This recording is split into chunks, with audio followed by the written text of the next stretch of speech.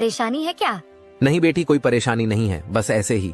नहीं पिताजी, कोई परेशानी तो है, मुझे बताइए क्या हुआ है। कुछ नहीं बेटी, बस तुम तो जानती हो कि इस साल सूखा पड़ने के कारण हमारी सारी फसल खराब हो चुकी है और मेरे पास थोड़े बहुत जो पैसे थे वो भी खत्म होने को है। इसीलिए अगली फसल तक घर किस तरह चलाऊं, ये चिंता मुझे खाए जा रही है। पिताजी आप चिंता क्यों कर रहे हो? आपकी मदद के लिए मैं भी कोई काम कर लेती हूँ। नहीं बेटी, उसकी कोई जरूरत नहीं है, तुम बस अपनी पढ़ाई पर ध्यान दो, मैं कुछ करता हूँ। पिताजी इस मौके पर बोलना सही नहीं है, परंतु स्कूल के हेडमास्टर फीस के लिए बोल रहे थे।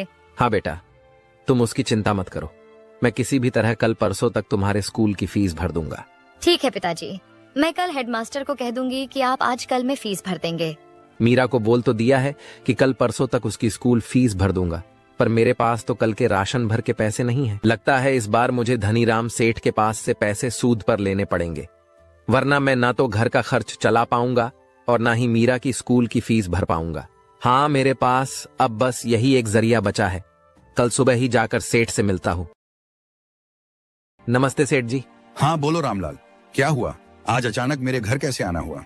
सेठ जी, आप तो जानते हो कि गांव में इस बार सूखा पड़ा है, जिस कारण मेरी पूरी फसल खराब हो चुकी है और खेती के अलावा मेरे पास कमाई का कोई दूसरा जरिया नहीं है। और अब ऐसी हालत हो गई है कि मेरे पास घर खर्च चलाने भर के पैसे नहीं हैं। इसीलिए आपके पास आया हूँ ताकि आप मुझे कुछ पैसे दे देते तो अच्छा होता, मैं धीरे धीरे आपके सारे पैसे चुका दूंगा। देखो भाई रामलाल, मैं तुमको पैसे तो दे दूंगा, पर तुम तो जानते ही रहोगे मेरे बारे में, मैं उसूलों का पक्का हूँ। अगर तुमने मेरे पैसे मुझे नहीं लौटाए तो मैं तुम्हारा घर और खेती की जमीन दोनों अपने नाम कर लूंगा। सेठ से पैसे ले तो लूंगा, पर अगर वो नहीं चुका पाया तो ये सेठ मेरी खेती की जमीन और घर दोनों मुझसे छीन लेगा। पर अगर इनसे पैसे नहीं लूंगा तो मीरा की स्कूल की फीस कैसे भरूंगा? क्या हुआ रामलाल, तुमने क्या सोचा? तुम्हें पैसे चाहिए या नहीं? चाहिए सेठ जी, मुझे अभी इन पैसों की बहुत जरूरत है। जी, मेरे पास पैसे जैसे जैसे आते जाएंगे मैं आपके वैसे वैसे सारे पैसे चुका दूंगा। वो सब तो ठीक है, पर मेरी बातें याद रखना कि अगर तुम पैसे नहीं चुका पाओगे तो मैं तुम्हारा घर और जमीन दोनों तुमसे अपने नाम करवा लूंगा। ठीक है सेठ जी। मीरा बेटी, यहाँ आना तो जरा। हाँ बोलिए पिताजी, आपने मुझे बुलाया क्या? हाँ बेटी, वो तुम कल स्कूल की फीस का बोल रही थी ना, वो मैं लेकर आया हूँ। पिताजी पर कल आप बोल रहे थे कि आपके सारे पैसे खत्म हो चुके हैं, फिर आप ये कहाँ से लाए? बेटी, ये पैसे मैंने धनीराम सेठ के पास से सूद पर लिए हैं। पिताजी, पर वो सेठ तो पैसे देने के नाम पर लोगों की जमीन अपने नाम करवा लेते हैं। हाँ बेटी, पर अभी के लिए हमें उनके अलावा दूसरा कोई और पैसे नहीं दे सकता था, और फिर तुम्हारे स्कूल की फीस भरनी भी जरूरी थी, इसीलिए मैं उनके पास से पैसे ले आया। पर पिताजी, हमारे पास एक छोटी सी जमीन है और एक ये घर है, कहीं सेठ ने हमसे ये भी छीन ली तो हम क्या करेंगे?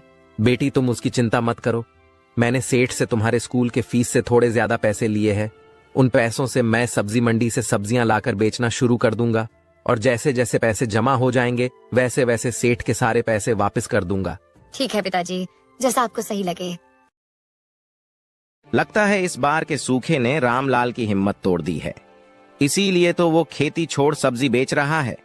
यही सही मौका है, एक बार इसकी जमीन खरीदने की बात करके देखता हूँ, शायद वो मुझे बेच दे। रामलाल भाई, तुम और सब्जी बेच रहे हो, क्यों खेती बाड़ी छोड़ दी क्या? क्या श्याम भाई, तुम भी मजाक कर रहे हो?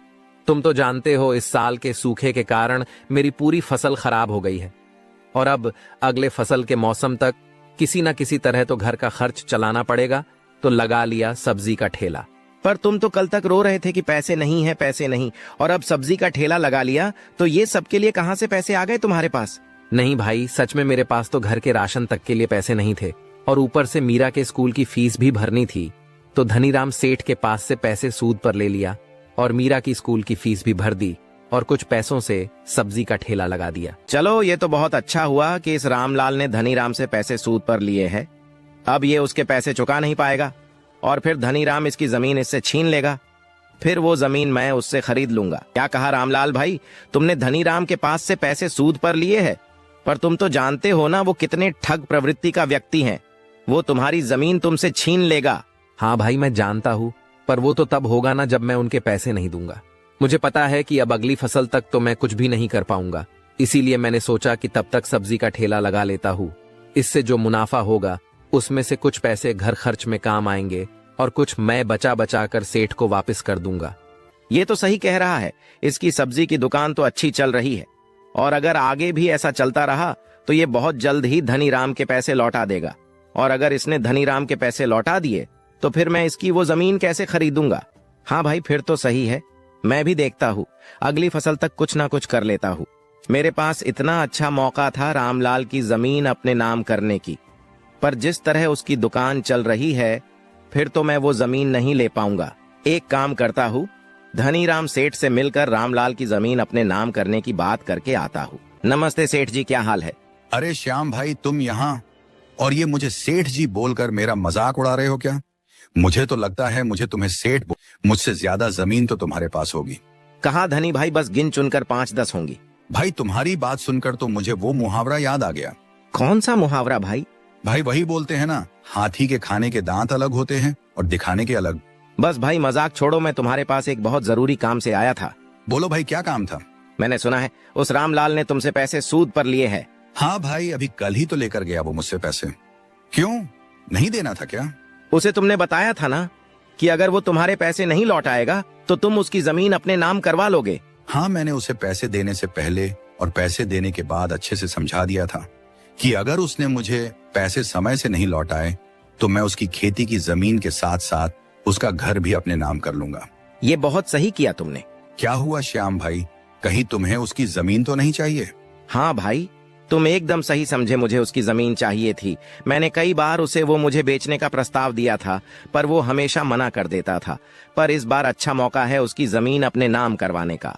तो अब तो तुम्हें उससे उस जमीन की बात करने की जरूरत ही नहीं पड़ेगी, क्योंकि कुछ ही दिनों में उसका मालिक मैं बन जाऊंगा। तो फिर सीधा मुझसे बात करो उस जमीन की। नहीं भाई, तुम्हें इतना खुश होने की जरूरत नहीं है। वो तुम्हें अपनी जमीन इतनी आसानी से नहीं देगा, मैं जानता हूँ उसे। क्या बात कर रहे हो भाई, इस बार तो सूखा पड़ चुका है और अगली फसल की तैयारी करने में अभी बहुत समय है, तो वो मुझे पैसे कैसे चुका पाएगा? मैंने भी जब सुना कि उसने तुमसे पैसे लिए हैं तो मुझे लगा मैं अब सीधा तुमसे जमीन खरीद लूंगा। पर उसने तुमसे जो पैसे लिए हैं उनसे गांव के बाजार में सब्जी का ठेला लगा लिया है, और मैं खुद देख कर आ रहा हूँ वो बहुत अच्छा चल भी रहा है। और अगर इसी तरह उसकी सब्जियां बिकी तो वो कुछ ही दिनों में तुम्हें तुम्हारे पूरे पैसे वापस कर देगा। क्या कहा श्याम भाई तुमने? अगर ऐसा हुआ फिर तो उसकी जमीन और घर दोनों मेरे हाथ से चले जाएंगे। नहीं भाई, मेरे पास एक तरकीब है जिससे तुम्हें तुम्हारे पैसे भी मिल जाएंगे और उसका घर भी, पर उसके बदले तुम्हें मुझे उसकी जमीन देनी पड़ेगी। मुझे मंजूर है भाई, बताओ क्या तरकीब है? भाई, कोई बहुत बड़ी तरकीब नहीं है। तुम बस रामलाल से अपने पैसों का पूछते रहना, और जैसे ही वो कहे कि 2-3 दिनों में दे दूंगा तो फौरन मुझे बता देना। मैं उसके सारे पैसे चुरा लूंगा तो वो तुम्हें पैसे नहीं दे पाएगा, और अगर वो पैसे नहीं दे पाया तो जमीन और घर तुम्हें देना पड़ेगा, और चुराए हुए पैसे भी मैं तुम्हें लाकर दे दूंगा। इससे तुम्हें तुम्हारे सारे पैसे भी मिल जाएंगे और घर भी। उसके बदले तुम मुझे उसकी जमीन दे देना। सही है, इसमें तो मेरा ही फायदा है। चोरी भी श्याम करेगा और मुझे मेरे पैसे भी मिल जाएंगे, और साथ ही साथ रामलाल का घर भी।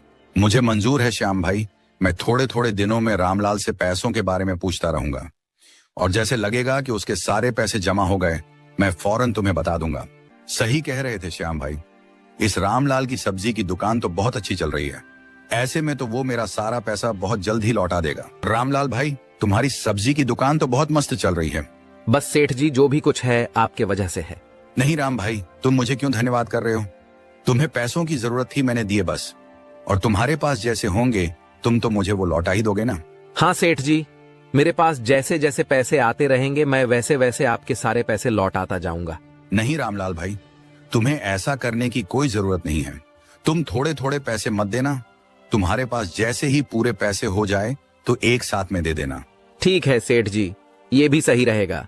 फिर भी कितने दिन लगेंगे तुम्हें पूरे पैसे जमा करने में? सेठ जी, अगर ऊपर वाले की दुआ से सब सही चला तो 1 महीने में आपको आपके पूरे पैसे चुका दूंगा, सूद समेत। फिर तो बहुत सही रहेगा भाई। ठीक है, तो तुम काम करो, मैं चलता हूँ। और रामलाल भाई, क्या हाल है और दुकान कैसी चल रही है? सब बढ़िया है सेठ जी, और ऊपर वाले की दुआ से दुकान भी बहुत मस्त चल रही है। चलो फिर तो सही है, इसका मतलब तुम बहुत जल्द ही मेरे पैसे लौटा दोगे। हाँ सेठ जी, कुछ जमा हो गए हैं, कुछ बाकी है, जैसे हो जाएंगे आपको लाकर दे दूंगा, पर अब महीना नहीं लगेगा, शायद थोड़ा जल्दी हो जाएगा। ठीक है भाई, पर याद रखना पूरा एक साथ देना है। हाँ सेठ जी, पूरा एक साथ ही दूंगा। तो सेठ से जितने पैसे लिए थे वो तो जमा हो गए, बस अब 2-3 दिनों में बस ब्याज के पैसे जमा कर लेता हूँ, फिर सेठ के पैसे उन्हें वापस कर दूंगा। अरे आइए सेठ जी, बोलिए कैसे आना हुआ। कुछ नहीं रामलाल भाई, बस बाजार के कुछ लोगों से पैसे लेने थे तो वही लेने आया हूँ। और तुम्हारा ठेला भी पास में था तो सोचा तुमसे भी मिलता चलूं।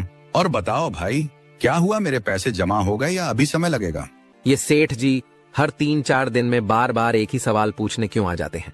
नहीं सेठ जी, आपके पूरे पैसे तो जमा हो गए हैं, बस ब्याज के पैसे बाकी है, वो भी 2-3 दिनों में हो जाएंगे। और पैसे जमा होते ही मैं खुद आकर आपके सारे पैसे वापस कर दूंगा। ही समय है, श्याम भाई को बोल देता हूँ ताकि वो इसके यहाँ चोरी कर ले। ठीक है रामलाल भाई, तो फिर मैं चलता हूँ। तुम्हारे पास पैसे जमा होते ही घर आकर दे जाना। हर बार जब भी सेठ जी मेरे यहाँ से जाते हैं तो हर बार उनको ये श्याम भाई कहाँ से मिल जाते हैं। कहीं तो कुछ गड़बड़ है, एक बार इन दोनों का पीछा करके देखता हूँ। क्या हुआ धनीराम भाई, और कितने दिन लगने वाले हैं इस रामलाल को पैसे जमा करने में? भाई तुम आज रात की तैयारी कर लो। रामलाल के घर से पैसे चुराने की, क्योंकि उसने रकम जमा कर लिया है, बस ब्याज के पैसे जमा करना बाकी है। क्या कह रहे हो धनीराम भाई?